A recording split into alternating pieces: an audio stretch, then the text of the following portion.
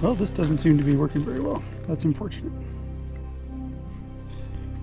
Ben and Beta here, and today I'm going to tell you why I'm going to be returning the Kakadu Outback Shower.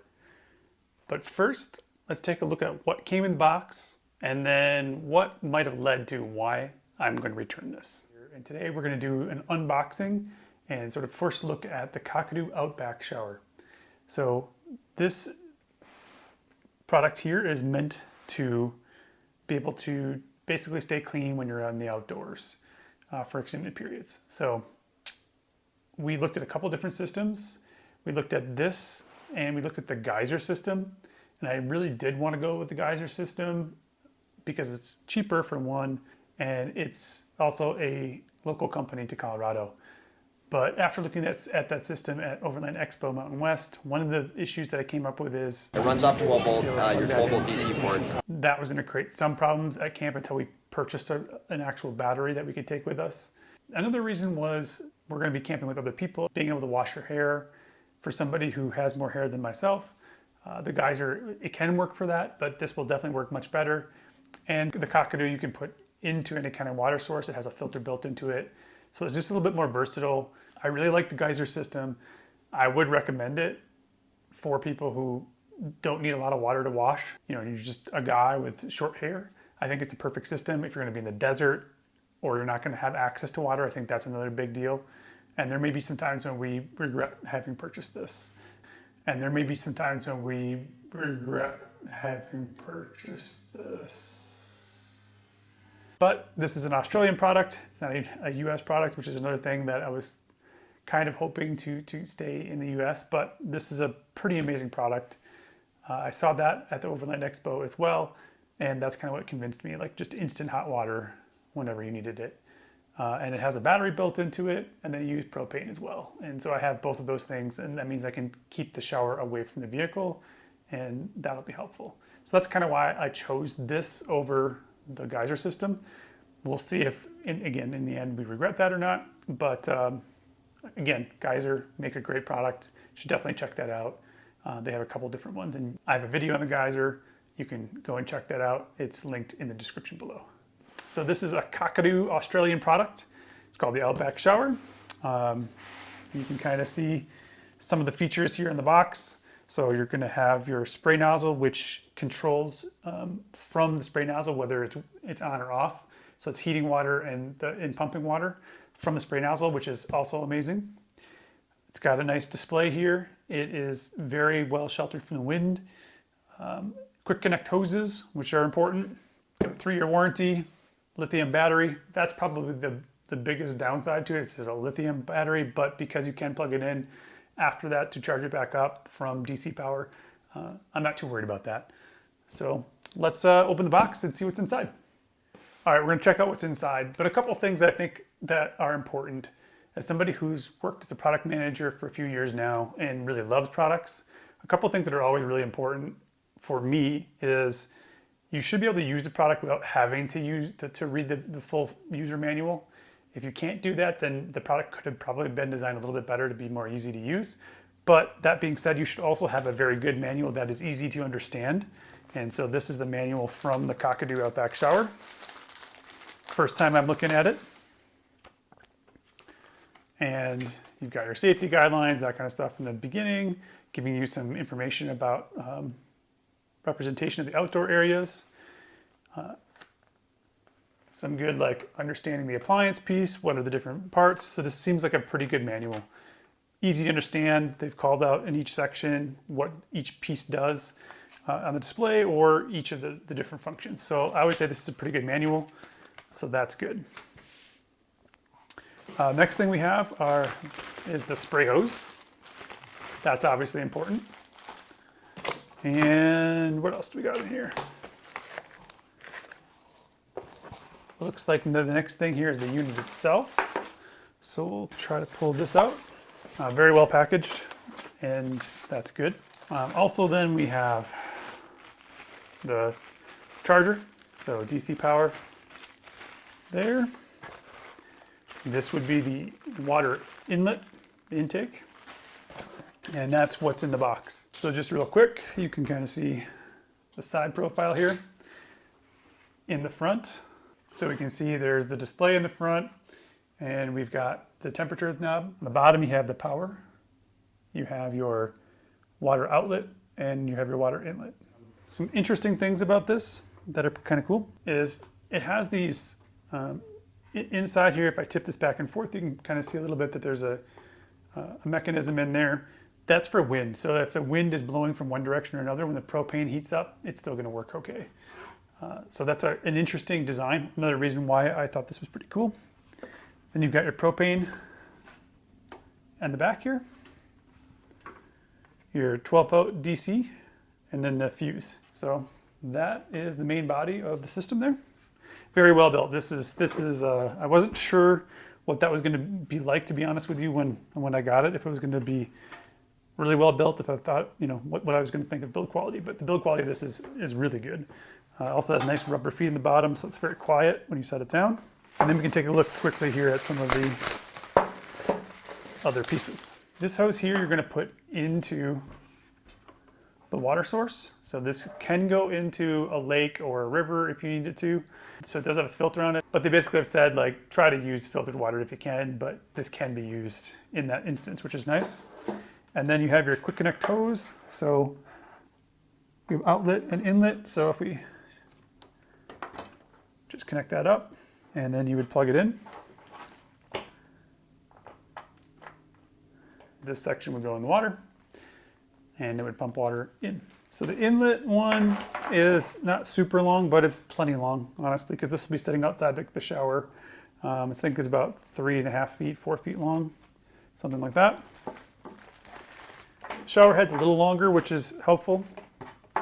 And this again just has that quick connect on it. So you pull that back, connect it on, you're good to go.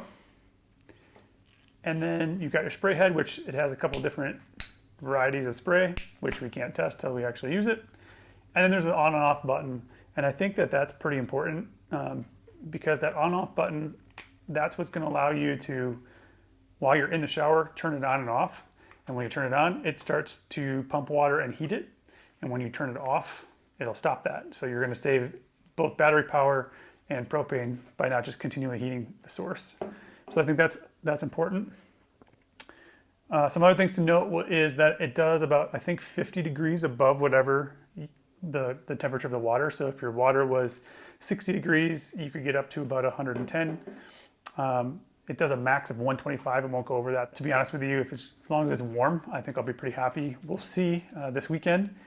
It's supposed to be fairly chilly, so we'll see how well this works, I think, on an upcoming trip. That's really kind of it. The last part here is your DC charger cable. So it plugs into DC. This then plugs in the back, and then you can charge up the battery that way. So that's how that works. I'll be charging that up probably as I'm driving. This could also be connected to a portable battery, something like that. Or if you have outlets in the back of your car or wherever you're storing this, you can plug it in there too. So there's a lot of different options for these types of inputs. But the nice part is it has a battery built into it. So when you're using it, you don't need to have it plugged into power. You can, but you don't need to. So that's my unboxing portion of this video for the Kakadu Outback Shower. And again, this will be the first time I hooked it up. I got this little 3-gallon collapsible tub. Battery was charged up as I drove. Using the 12-volt in the back of the car. So everything worked perfectly there, no problems. So I was able to just leave it charged while we were driving. I don't know how much charge there was when I first unboxed it. I probably should have looked at that and I didn't. But we're gonna see how it works first, and then I think I might hop in and take a shower. So to use this, you need a couple of things. You need some propane, that's what heats the water. You need to have it charged, which it is, and you need to have some water. So I have all of those things. So I'm going to go ahead and get those all hooked up.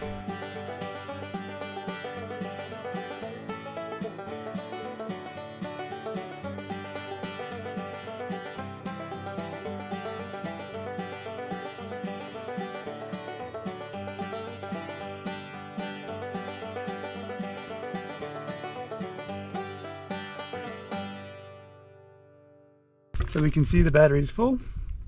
Inlet temp is 71, outlet temp is 68. So we're gonna turn this up a little bit here. And we'll give her a try and see if it works. So I'm guessing I have to press start first, so let's do that. All right, water cycling through, that's always a good thing. It's turned on. All right. We got water coming through. I know what's wrong. I didn't turn on the propane. So let's try this again. Turn it back on. Start it. And there we go. She just lit. It's heated up and it's quite warm already. 94 degrees very quickly, which is great. So let's turn that off for right now. So yeah, everything works. And I guess we'll try a shower. All right, so while the GoPros are waterproof, I'm just gonna go ahead and take my shower and see how it goes, and I'll let you know about it. I'm not gonna actually show you all that. So we'll see how that goes. We get to test the tent, get to test the system. Now that I had the propane active, that seems to work. So don't forget to turn all those things on. But that's why, you know, you learn. When it is giving me an error message, I was like, oh yeah, propane tank. So we'll see how it goes. All right, so I am clean. I did get out of the shower. I learned a few things. After I first turned the shower on, when I went to first kind of got wet, got everything, you know, good. I then turned the wand back on. We should have turned the burner on, but the igniter didn't ignite. And so I had to come back out of the tent and I had to turn the system back on again. So I had to power it completely off, power it back on, and everything worked. So that was a little unfortunate. Hopefully that doesn't continue to happen, because that could be kind of a problem. And then second, definitely needs quite a bit of water in order to get a shower for a person. Again, good things to know, but it did a good job. It cleaned me really well. So I guess that's where the geyser might be a better piece of equipment when you don't have much water. But it did work really well, other than the fact that it shut off. So we'll see if that continues or not. But that I was a little disappointed in, having to walk out there and turn it on. I couldn't ask Rue, she wouldn't help me. So that's the first time out. I'm clean, but it wasn't flawless. All right, it's Kakadu part 2. So we got about 1.5 gallons of water, something like that, for dishes. We'll see how that runs, but pump's inside. Everything's connected except for the power here. So we'll do that. Propane is on this time, which will be helpful.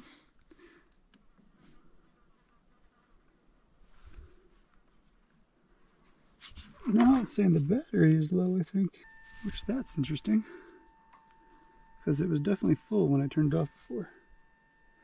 We'll see what happens, I guess. Do we get water? So right now, not really. Well, this doesn't seem to be working very well. That's unfortunate. Let me see what I can find out. All right, so as you saw, I had some issues with the Kakadu Outback Shower. And I do want to talk about the things that I liked about it, and also why I'm ultimately going to return it. A couple things that I had some issues with, though, would include this battery light. While it's super bright right now, it actually was really hard to read in the sun. And if you notice, the red LED, or the red light there, is much brighter than the yellow and the green. And so it looked like it was out of battery. So I ended up plugging it into the car to charge, even though I'm not sure if it needed it or not. It at one point indicated that everything was full, like it does now, and then as I was charging, it kept looking like it was charging, so on and so forth. And I had it connected to my car for like about an hour. So I don't know if it actually needed to be charged, or if it was just that the display here basically was just too hard to read. So that's one thing I don't like about it, something that I think Kakadu could definitely improve in a new version. The next thing is, you saw that I ran into several different issues with the shower. I'm just gonna grab the spray handle here, and one of the things that I think is kind of interesting about the spray handle is that maybe this is because they're from Australia and everything is kind of backwards there in terms of between like what we would do it here in the United States. For us, on is up and down is off, but on this shower head, down is on and up is off.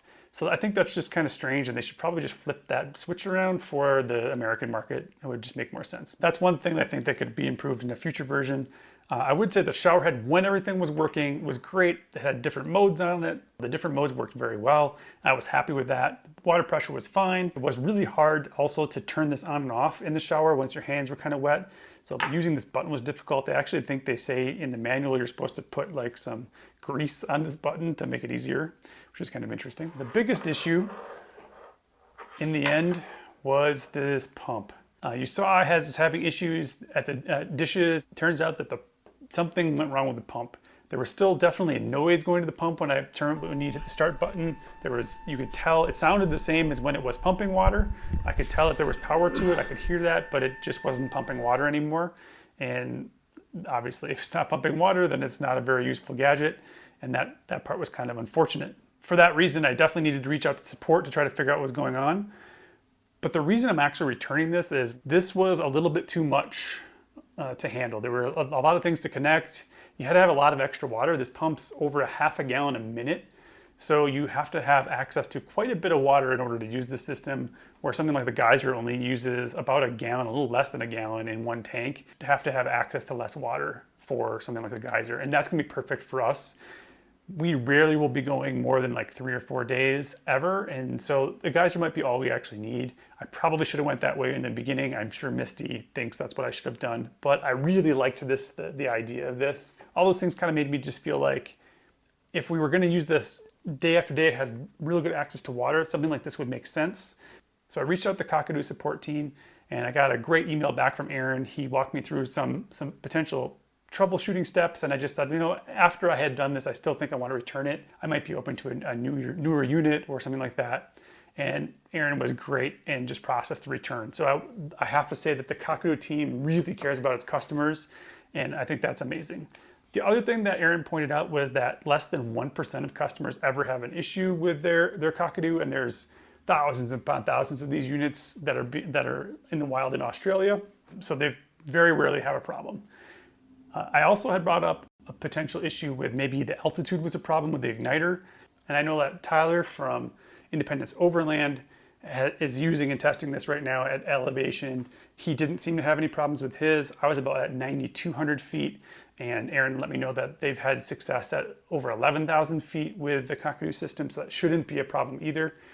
So I'm not saying don't buy this. You definitely have to consider your situation when you need a shower. And the geyser's probably not going to be perfect either. There's lots of different reviews on that where some of the parts might be kind of flimsy, that kind of thing. So we'll find out. We're going to get one of those and use that as well. But I think that system is better for us. When we're overlanding into Tucson, there's not much space to carry things. So this, while it's not much bigger than a geyser, it's the extra water that we'd have to carry along with us to be able to shower, wash dishes, that kind of thing, or have access to water. So that right there kind of is what made me decide like the geyser is probably a better choice for us. That doesn't mean it's not a better choice for other people. And again, I think the unit is generally really well built. I'm not sure, maybe we just got one bad unit, maybe it's just a bad pump, right? So in the end, that's why we're going to be returning the Kakadu system. Again, the team was amazing there. Aaron was fantastic. Support was great. And that is really what's more important than anything when you're buying products, is that the company stands behind it and is going to be helpful and really care about its customers. And Kakadu definitely did that. So that's my review and my take on the Kakadu Outback Shower. It wasn't the right product for us, but I think it does have a place in the market, and it is a good product, and the company behind it is very good. Remember to live your life in beta. Thanks for watching, and we'll see you next time.